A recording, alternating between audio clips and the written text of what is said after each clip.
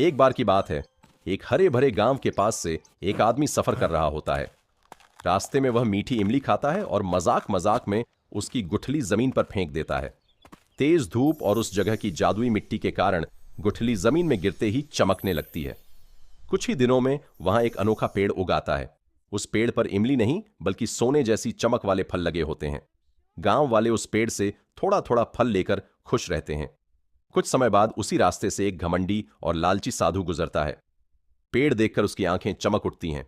वह सोचता है, अगर यह पेड़ रहा तो सबको फायदा होगा, मुझे क्या मिलेगा। गुस्से में वह कुल्हाड़ी उठाता है और पूरा पेड़ काट देता है। पास ही झाड़ी में छुपी एक नन्ही गिलहरी यह सब देख रही होती है। कटे हुए पेड़ को देखकर वह रोने लगती है। थोड़ी देर बाद वह खुद को संभालती है और मन में ठान लेती है, मैं इस जादू को खत्म नहीं होने दूंगी। गिलहरी जमीन पर गिरे हर बीज को इकट्ठा करती है। वह पूरे मैदान में छोटे छोटे गड्ढे खोदकर बीज बो देती है। कुछ ही दिनों में चमत्कार होता है। एक पेड़ नहीं बल्कि पूरा मैदान चमकते फलों वाले पेड़ों से भर जाता है। गांव फिर से खुशियों से भर जाता है। लेकिन तभी एक जंगली और गुस्सैल हाथी वहां आ जाता है।